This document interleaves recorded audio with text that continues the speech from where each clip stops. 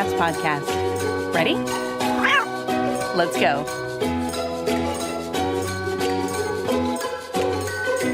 Welcome to the Community Cats podcast. I am your host, Stacy LeBaron. I have been involved helping homeless cats for over 20 years with the Merrimack River Feline Rescue Society. The goal of this podcast is to expose you to amazing people who are improving the lives of cats. I hope these interviews will help you learn how you can turn your passion for cats into action. Today, we are speaking with Juan Martinez.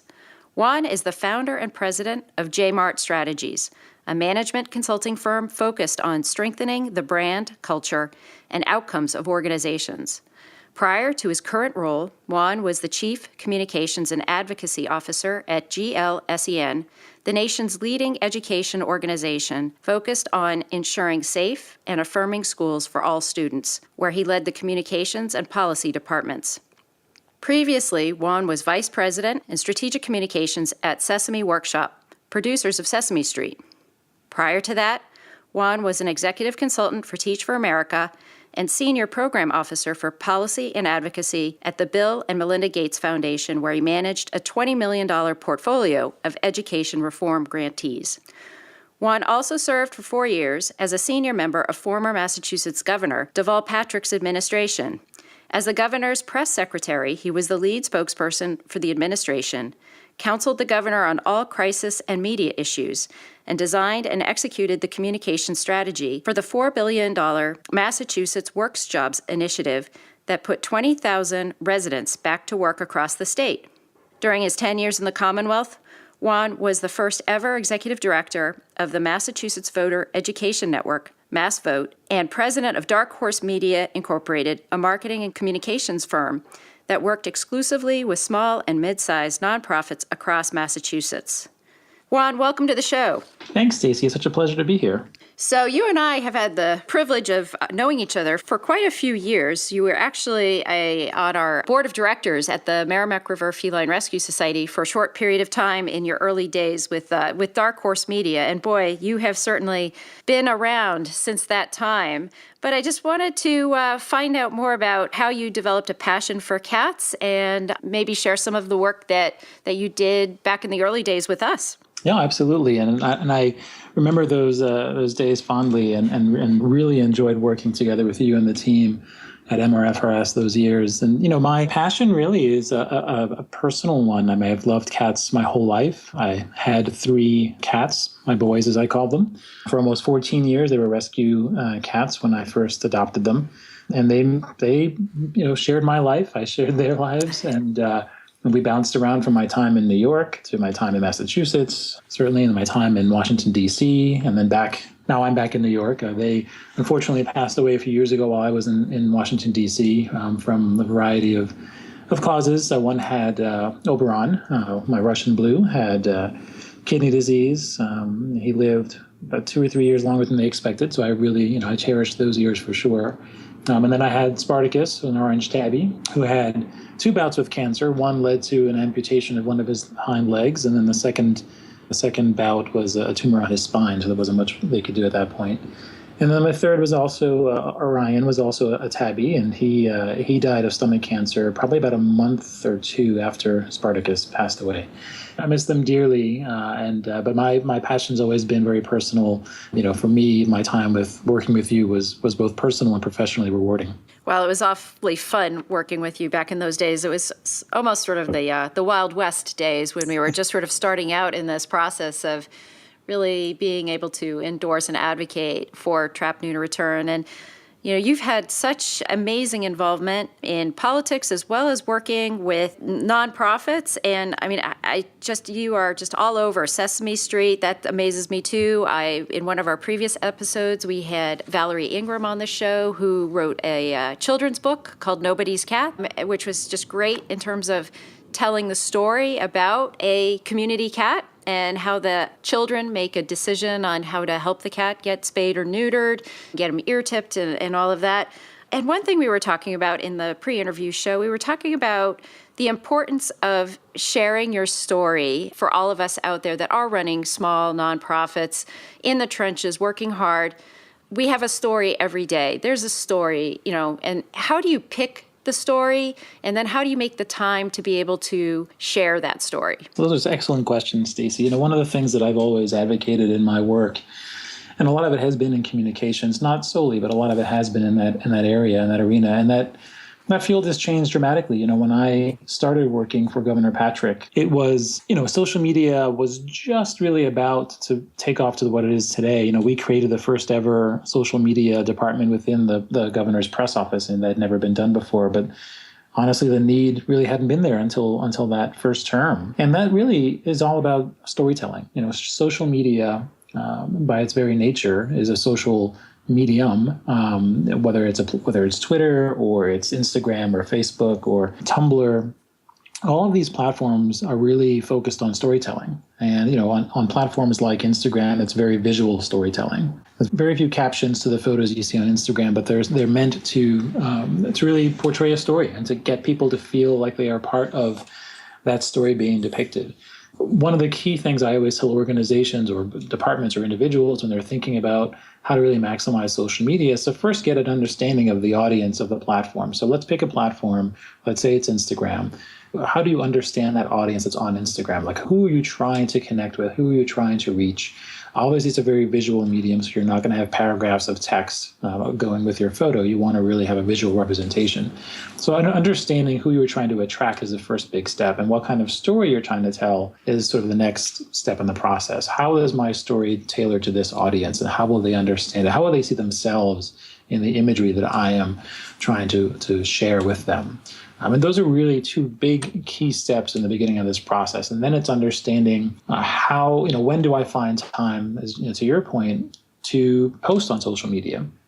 Well, understanding your audience, understanding how they use the platform will give you a good sense of when you should be posting. If your audience is most active, let's say at 9 a.m., you want to really focus your posts when they're going to be online, when they're active, when they can see them more readily.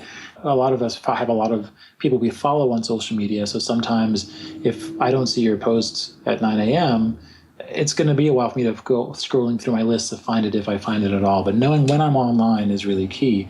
And all of these platforms have analytics that tell us that. You can go on Instagram and take a look. You can sign up for their analytics. And you can get, you're not going to get a robust amount for free. You have to pay more for more data, obviously. But for free, you get quite a bit, including when are my followers online. So that's a really key instrument to helping understand when to post.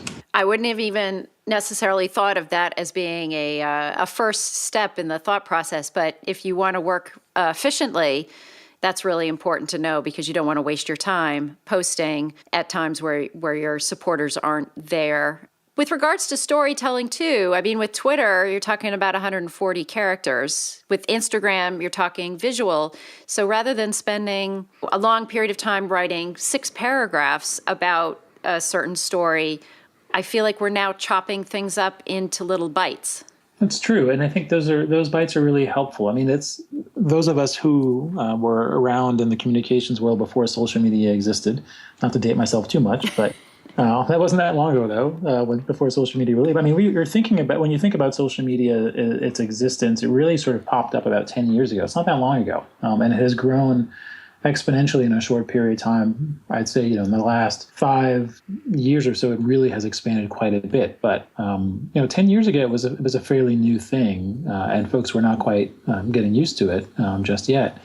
But you also think about generationally, and technology and how technology has made social media really take off. The use of smartphones and tablets, that's also pretty recent. And so understanding what those devices are, how they're used, how content's consumed, and also if you're trying to reach millennials, they are obviously online quite a bit on their phones, tablets, what have you.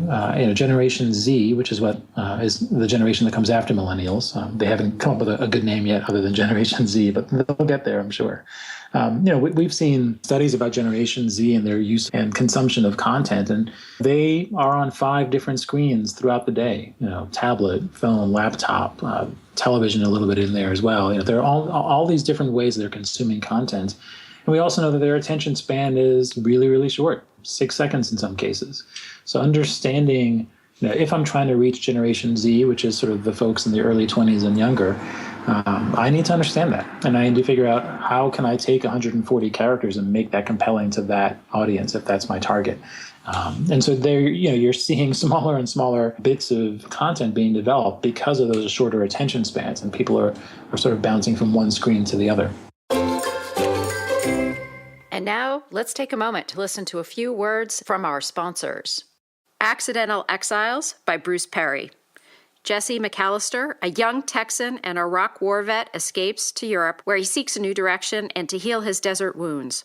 Wandering the streets of Ascona, Switzerland, he meets and falls in love with a beautiful Italian waitress named Sonia Altarelli. Since the horrors of combat he encountered with a boyhood friend, Jesse will have nothing more to do with war.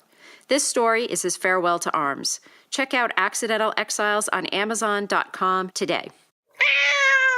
Community Cats podcast founder Stacy LeBaron doesn't just talk the talk, she walks the walk. Stacy is available to provide customized consulting for your group to help you increase your effectiveness and develop an action plan for improving the lives of cats in your community. Working with you, Stacy will develop a consulting plan that meets your needs, including visioning workshops for your staff, board, or volunteers. For more information, you can contact Stacy directly. Email Stacy at communitycatspodcast.com or visit our website and click on the education menu. Let's join forces to make the world a better place for community cats. You bring up a great commentary about looking at what age group you're marketing to. We have so many challenges. Many organizations are producing a paper newsletter, so to speak, but yet that reaches a certain demographic. And then we're talking about, doing the Snapchat or Instagram or whatever. And then there's sort of Twitter and Facebook in the middle here. And so that's to cover all the different generations. Would you recommend a group just starting out to focus on one of those areas, or do we try and cover them all? And if we do have to focus, where would we choose? Would we choose that sort of older generation, thinking that they have more money in their pockets, or which direction do we go in? That's an excellent question. I get that a lot from organizations and individuals trying to figure out their best strategy. My recommendation is always pick one platform, become really good at that platform before you expand into a second one. I think a lot of organizations individuals feel that there are these big platforms you hear a lot about: Twitter, Snapchat, Facebook, Instagram. It's usually the big four sort of in this realm. Tumblr a little bit as well, but it's mostly those big four. And there's this pressure where you feel like you have to be on all four of those, and you have to be creating content for all four. The challenge is that's a lot of content to create. It's different content if you're going to do it well, and that's a lot. And that's a lot for organizations who may not have a large staff in general, or anybody doing social media more than either as a volunteer or part-time or what have you. So my recommendation is always pick one platform and focus on that one. And part of picking the platform is understanding who you want to reach. And reaching individuals with deeper pockets, if you're a nonprofit because you're looking to fundraise, is obviously a smart approach. That doesn't necessarily mean it's an older population. It could be millennial parents, if that's your target audience, who have money. So understanding who are you trying to reach first. And based on who those individuals are, you can really align them with the face, if you will, of these social media platforms. Facebook tends to skew older. People have this idea that young people are not on Facebook anymore. That's not true. They're still on there. They're not necessarily on there in the larger numbers they used to be, but they're on there. They're checking in. They're really most active on Snapchat, Twitter, Instagram. But they're there on Facebook. They may not be as active as they are on other platforms, but they're there. So that's one way of looking at it. Twitter tends to cut across the board as well in terms of sort of demographic profiles. Instagram does tend to skew younger, as does Snapchat. Sort of the more heavily visual ones tend to skew younger right now.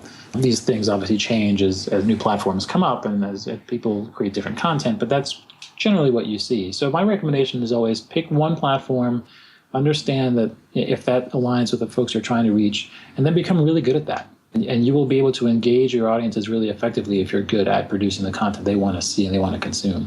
And then once you become an expert in that platform and you have the capacity to maybe expand to a second platform, then it's worth trying that as well. But at first, pick one and become really good at that. I'm just going to change the topic quickly here and turn into a conversation a bit about advocacy. Obviously, you've been in the political area pretty intensely.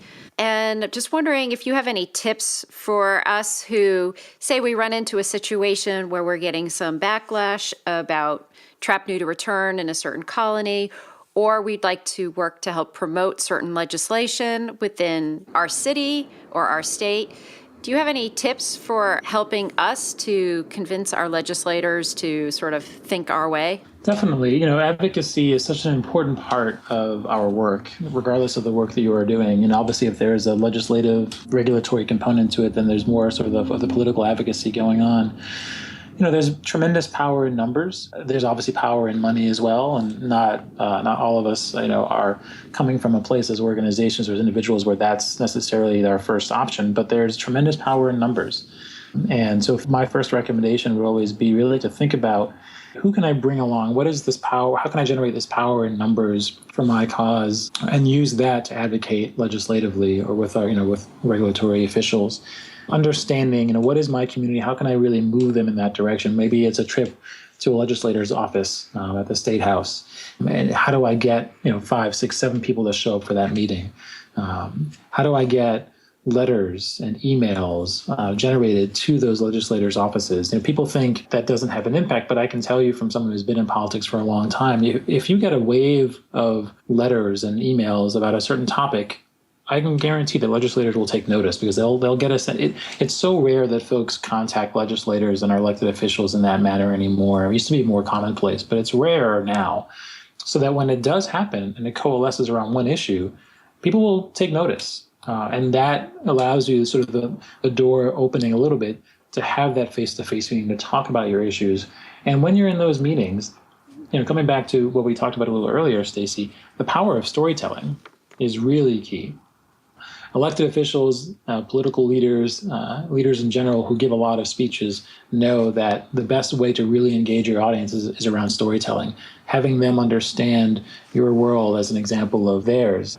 And I used an example when we were talking earlier, Stacey, about Secretary Clinton in the last debate, in which she talked about, she used storytelling. She talked about her grandfather's small business. She talked about individuals that the audience could relate to, other people who have parents or grandparents who own their own small businesses can relate to that kind of a story. So same thing here, whether it's around TNR or other issues, the more storytelling you can have, the better off it is. And if you have that power of numbers and you have that sort of show of representation, it really goes a long way. I just want to do a follow-up question. When you were talking about writing letters, are you meaning physical paper letters versus emails? Do physical paper letters get looked at a bit more seriously because they're not done as often? I think there is definitely power in that. I would say letters of all varieties, emails, physical letters that are done, those are both very powerful tools. Obviously, everyone's inundated with emails these days, but if you have a targeted subject line that's about a specific topic and you'll have that topic in the subject line, people will notice that. If I'm an aide to a legislator in the office and my job is on the constituent relationship part of things, and I'm monitoring the letters that come in and I'm monitoring the emails. If I start getting emails and I see the same topic coming up 4, 5, 6, 7, 10 times, that's going to be a red flag for me. I'm going to make sure that my legislator knows that this is a trend of concern, of advocacy that's happening from my constituents. Same thing with letters. If I get letters, and they do tend to be more powerful in the sense that someone has taken the time to sit down and write a letter, which, as we all know, is a sort of a dying quality that we all used to do a lot more of.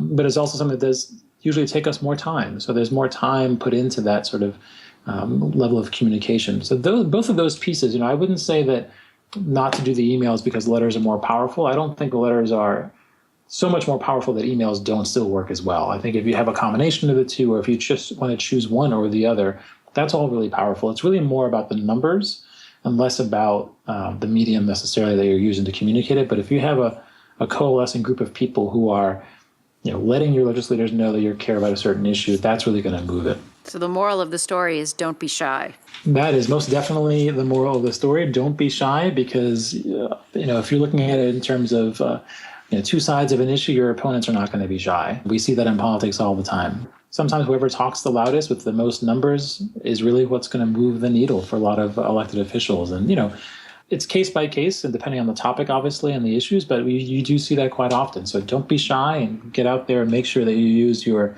place as an advocate and a place as a constituent of your elected officials to let them know what you really care about. So tell me a little bit about JMart Strategies and what that's all about. Yes, thank you. So JMart Strategies is a consulting firm that I launched not that long ago, earlier this year.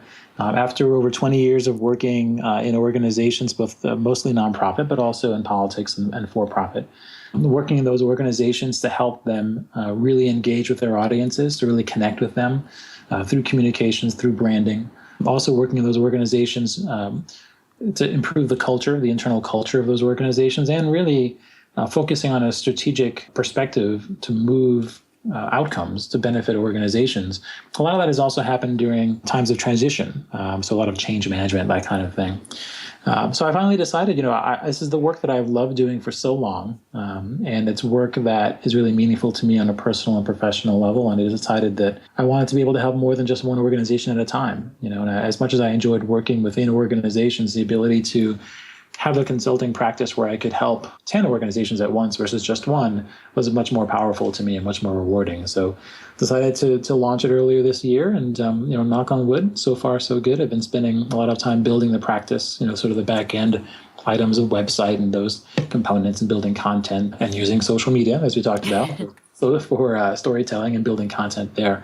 And I'm enjoying it. And if folks are interested in finding out more about JMart or just reaching out to you, how would they find you? Sure. Well, a couple of ways. One is to go to the website, jmartstrategies.com, or folks can just email me directly at jmartinez@jmartstrategies.com.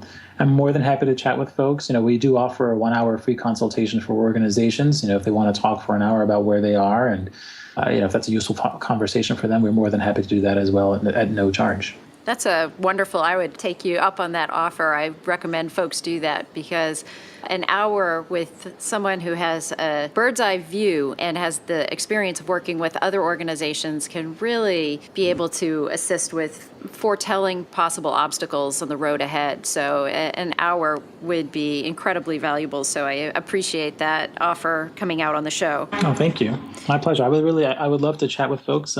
Whenever they are feeling ready to have that conversation, please do reach out. As you said earlier, Stacey, don't be shy. This is an opportunity that I love dearly in helping organizations. So I would cherish it as well. Juan, is there anything else you'd like to share with our listeners today? I would just say that, when it comes to whether it's advocacy, whether it's fundraising, what have you, don't be shy. You mentioned that before, Stacey. I think that's such a key bit of advice. We tend to not want to quote, brag about ourselves or our organizations too much, but that's really what makes the difference. Letting people know what you're doing, the impact it's having, the communities that you're helping and that you're trying to reach. Unless you talk about it, other folks won't. That's really the only way to get your message across. That don't be shy advice, I think, is really key. And there's so many ways to do that now, so much easier than it used to be before social media, before all the technological advancements that we've had since then. And it's a great opportunity to do that and to really capture folks in a unique way versus what we used to have to do before. Juan, thank you again for agreeing to be a guest on my show, and I hope we'll have you on in the future. I would love that, Stacey. Thank you so much. It's always great to catch up with you. Thank you for listening to the Community Cats podcast. I would really appreciate it if you would go to iTunes and leave a review of the show. It will help spread the word to help more community cats.